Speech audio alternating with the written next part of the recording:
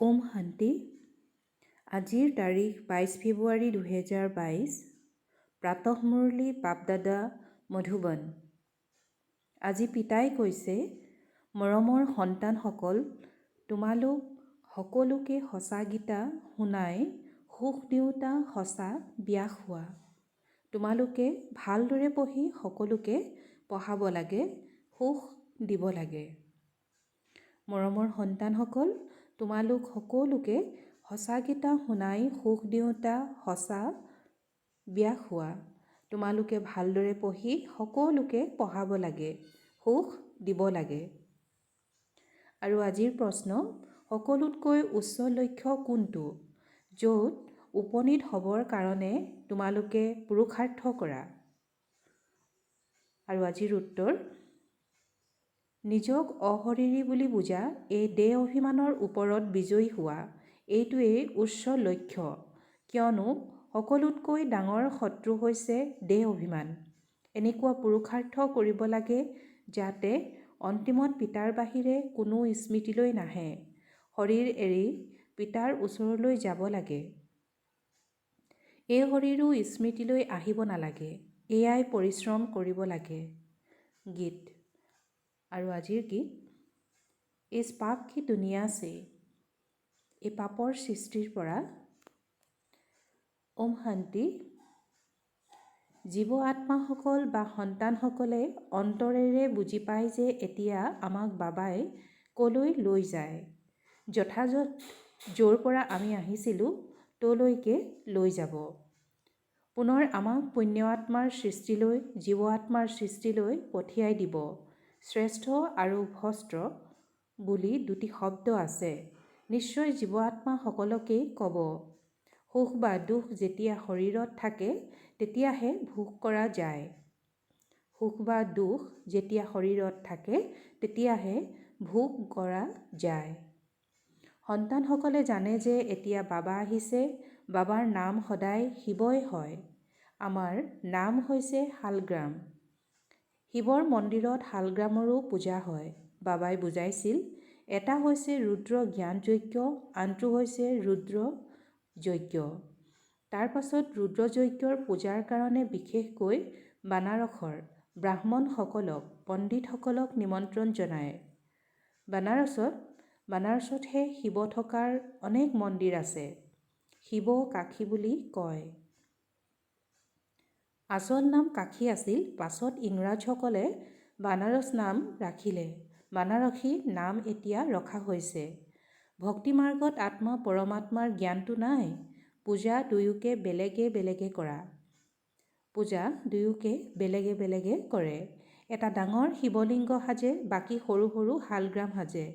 তোমালোকে জানা, আমাৰ অৰ্থাৎ আত্মাসকলৰ নাম হৈছে শালগ্ৰাম আৰু আমাৰ বাবাৰ নাম হৈছে শিৱ। শালগ্ৰাম সকলো একে আকাৰত সাজে, গতিকে নিশ্চয় পিতা আৰু সন্তানৰ সম্বন্ধ হয়। আত্মাই স্মৰণ কৰি থাকে, হে পৰম পিতা, পৰমাত্মা। আমি পৰমাত্মা নহয়। পৰমাত্মা আমাৰ বাবা হয়। এইটো বুজোৱাৰ মত তোমালোকক দিয়া হৈছে। দিনে প্ৰতিদিনে তোমালোকে শ্ৰীমত প্ৰাপ্ত কৰি থাকা যে যিকোনো লোককে প্ৰথমে পিতাৰ পৰিচয় দি উত্তৰাধিকাৰ প্ৰাপ্ত কৰাব লাগে। প্ৰথমে তোমালোকে সিদ্ধ কৰি বুজাব লাগে যে তেওঁ নিৰাকাৰ পিতা। এওঁ প্ৰজাপিতা সাকাৰ হয়। উত্তৰাধিকাৰ নিৰাকাৰৰ পৰা প্ৰাপ্ত হয়। এতিয়া পিতাই বুজায়, মোৰ এটাই নাম শিৱ। মোৰ অন্য কোনো নাম নাই। সকলো আত্মাৰ শৰীৰৰ নাম অনেক আছে। মোৰ কোনো শৰীৰৰ নাম নাই।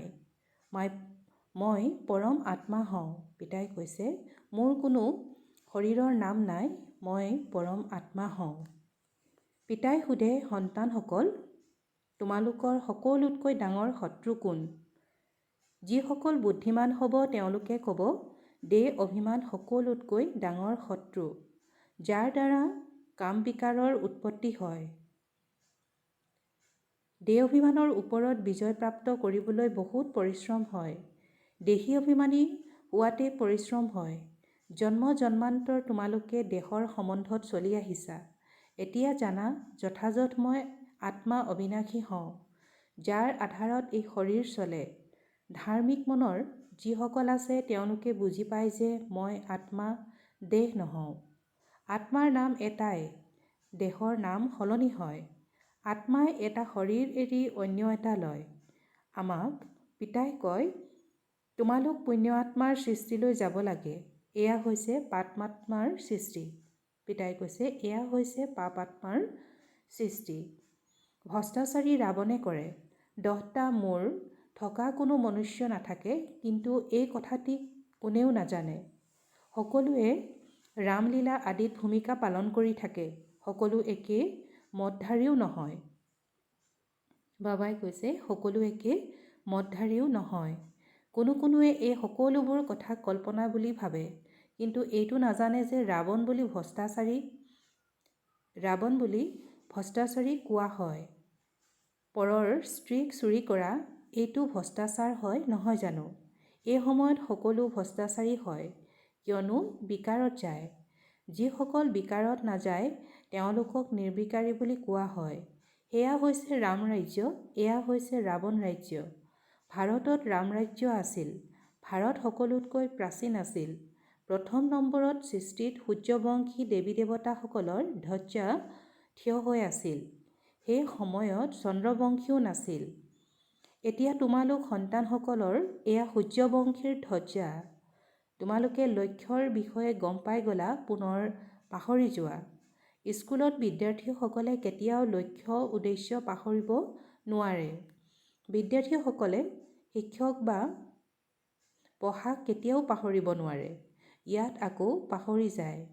কিমান উচ্চ পঢ়া 21 জন্মৰ কাৰণে ৰাজ্যভাগ্য প্ৰাপ্ত কৰে, এনেকুৱা স্কুলত কিমান ভালদৰে আৰু নিয়মীয়াকৈ পঢ়িব লাগে।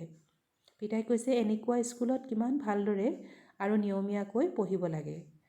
এইটো কল্পত যদি অনুত্তীৰ্ণ হোৱা তেন্তে কল্পই অনুত্তীৰ্ণ হৈয়ে থাকিবা। পুনৰ কেতিয়াও উত্তীৰ্ণ নহবা। গতিকে কিমান পুৰুষাৰ্থ কৰিব লাগে, শ্ৰীমতত চলিব লাগে। শ্ৰীমতে কয় ভালদৰে ধাৰণা কৰা আৰু কৰোৱা। যদি ঈশ্বৰীয় নিৰ্দেশনা অনুসৰি নচলা তেন্তে উচ্চ পদো নাপাবা। নিজৰ অন্তৰক সোধা, মই শ্ৰীমতত চলি আছোনে? নিজকে সকলো জানো বুলি ভাবিব নালাগে। এতিয়া নিজক সোধা যে যেনেকৈ এই ব্ৰহ্মা সৰস্বতী শ্ৰীমতত চলে, মই তেনেকৈ চলি আছোনে? নিজে পঢ়ি আকৌ পঢ়াওনে? কিয়নো তোমালোক সঁচা গীতা শুনাওতা ব্যাস হোৱা। সেইজন ব্যাস নহয় যিয়ে গীতা লিখিছে। তোমালোক এই সময়ত সুখদেৱৰ সন্তান, সুখ দিওঁতা ব্যাস হোৱা। সুখদেৱ শিৱবাবা হৈছে গীতাৰ ভগৱান। তোমালোক তেওঁৰ সন্তান। কাহিনী শুনাওতা ব্যাস হোৱা। এয়া হৈছে স্কুল। স্কুলত সন্তানসকলৰ পঢ়াৰ পৰা নম্বৰৰ বিষয়ে গম পোৱা যায়। সেয়া হৈছে প্ৰত্যক্ষ, এয়া হৈছে গুপ্ত। এয়া আকৌ বুদ্ধিৰে জনা যায় যে আমি কিহৰ যোগ্য। কাৰোবাক পঢ়ুৱাৰ প্ৰমাণ পোৱা গৈছে। সন্তানসকলে লিখে, বাবা অমুকে মোক এনেকৈ তীৰ মাৰিলে যে আপোনাৰ হৈ গলো। কোনোৱেতো সন্মুখত আহিও ক'ব নোৱাৰে যে বাবা মইতো আপোনাৰ হৈ গলো। বহুত কন্যাই পবিত্ৰতাৰ কাৰণে মাৰো খাই থাকে। বহুতেতো সন্তান হৈ ভাঙিও পৰে, কিয়নো ভালদৰে নপঢ়ে। নহলেতো পিতাই কিমান ভালদৰে বুজায় যে সন্তানসকল কেৱল মোক স্মৰণ কৰা আৰু পঢ়া। এই জ্ঞানৰ দ্বাৰা তোমালোক চক্ৰৱৰ্তী ৰজা হবা। ঘৰৰ বাহিৰতো লিখি দিয়া 1 ছেকেণ্ডত জীৱন মুক্তি প্ৰাপ্ত হ'ব পাৰে। জনকৰ দৰে 21 জন্মৰ কাৰণে 1 ছেকেণ্ডত আপোনালোক বিশ্বৰ মালিক হ'ব পাৰে। কৈছে যে 1 ছেকেণ্ডত আপোনালোক বিশ্বৰ মালিক হ'ব পাৰে। বিশ্বৰ মালিকটো নিশ্চয় দেৱতাসকলেই হ'ব নহয় জানো? সেয়াও নতুন বিশ্ব, নতুন ভাৰত। যিখন ভাৰত নতুন আছিল সেয়া পুৰণা হৈ গ'ল। ভাৰতৰ বাহিৰে আৰু কোনো খণ্ডক নতুন বুলি কোৱা নহয়। যদি নতুন বুলি কয় তেন্তে আকৌ পুৰণি বুলিও ক'ব লাগিব। আমি সম্পূৰ্ণ নতুন ভাৰতখণ্ডলৈ যাওঁ। ভাৰতেই ষোলকলা সম্পূৰ্ণ হয় আৰু কোনো খণ্ড সম্পূৰ্ণ চন্দ্ৰমা হ'ব নোৱাৰে।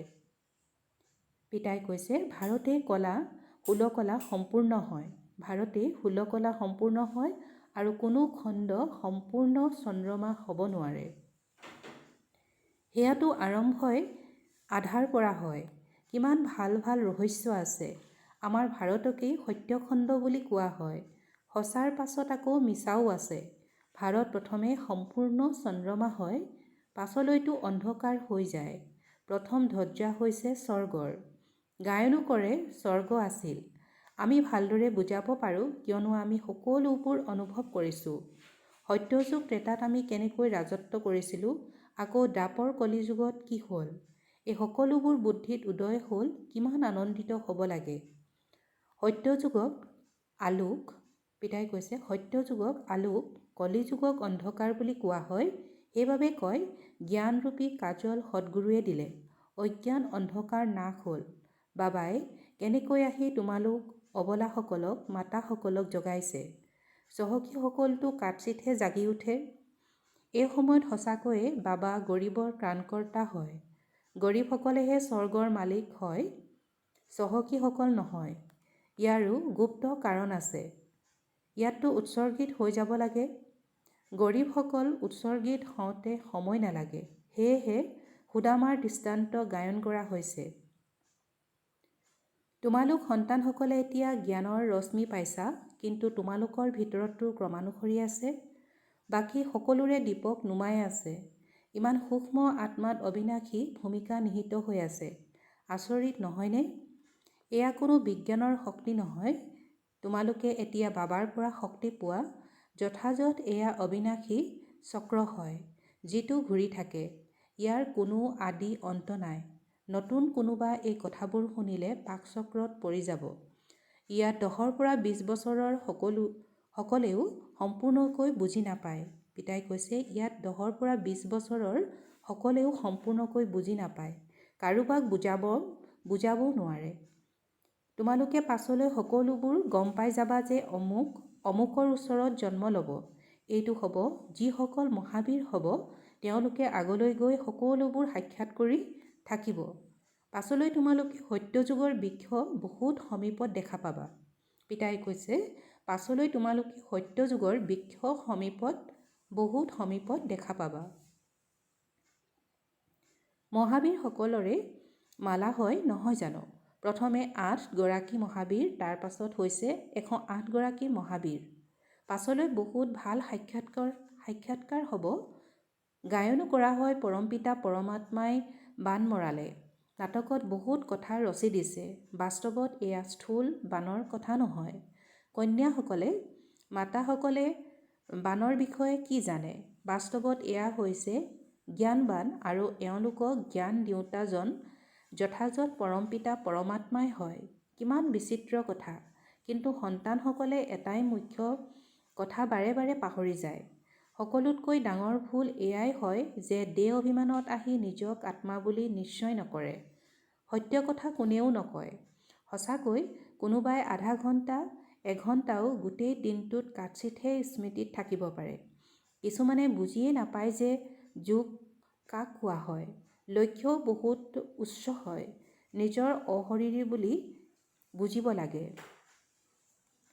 যিমান সম্ভৱ যিমান পুৰুষাৰ্থ কৰিব লাগে যাতে অন্তিম সময়ত কোনো স্মৃতিলৈ নাহে। কোনোবা ভাল তত্ত্ব জ্ঞানী ব্ৰহ্মজ্ঞানী হ'লে গাদীত বহি বহি ভাবে মই তত্ত্বত লীন হৈ যাম। শৰীৰ বোধ নাথাকে। যেতিয়া তেওঁলোকে শৰীৰ ত্যাগ কৰে তেতিয়া আশে-পাশে নিস্তব্ধ অৱস্থা হৈ যায়। বুজি পায় কোনোবা মহান আত্মাই শৰীৰ ত্যাগ কৰিছে। তোমালোক সন্তানসকল স্মৃতিত থাকিলে তেতিয়া কিমান শান্তি বিয়পাব। এইটো অনুভৱ তেওঁলোকৰ হ'ব যিসকল তোমালোকৰ কুলৰ হ'ব। পিতাই কৈছে এইটো অনুভৱ তেওঁলোকৰ হ'ব যিসকল তোমালোকৰ কুলৰ হ'ব। বাকী সকলতো মহৰ সদৃশ মৰিব। তোমালোকৰ অশৰীৰী হোৱাৰ অভ্যাস হৈ যাব। এইটো অভ্যাস তোমালোকে ইয়াতে কৰা। তাত সত্যযুগত আত্মাই এটা শৰীৰ এৰি আন এটা লয়। ইয়াততো তোমালোকে জানা এইটো শৰীৰ এৰি বাবাৰ ওচৰলৈ যাব লাগে। কিন্তু অন্তিমত যাতে কোনো স্মৃতিলৈ নাহে, শৰীৰেই যদি স্মৃতিত নাথাকে তেন্তে বাকী কি থাকিল? এই ক্ষেত্ৰততো পৰিশ্ৰম হয়। পৰিশ্ৰম কৰি কৰি অন্তিমত উত্তীৰ্ণ হৈ যোৱা। পুৰুষাৰ্থ কৰাসকলৰ বিষয়েও গম পোৱা যায় নহয় জানো? তেওঁলোক প্ৰকট হৈ গৈ থাকিব। বন্ধনত থকা গোপিনীসকলে এনেকৈ পত্ৰ লিখে বন্ধনত থকা গোপিনীসকলে এনেকৈ পত্ৰ লিখে যেনেকৈ কেতিয়াও বন্ধন মুক্তসকলেও নিলিখে। তেওঁলোকৰ আজৰি নাই। বন্ধনত থকাসকলে ভাবে শিৱ বাবাই এই হাত দুখন লোনত লৈছে, গতিকে শিৱ বাবাৰ পত্ৰ আহিব। এনেকুৱা পত্ৰটো 5000 বছৰৰ পাছত আহিব, কিয়নো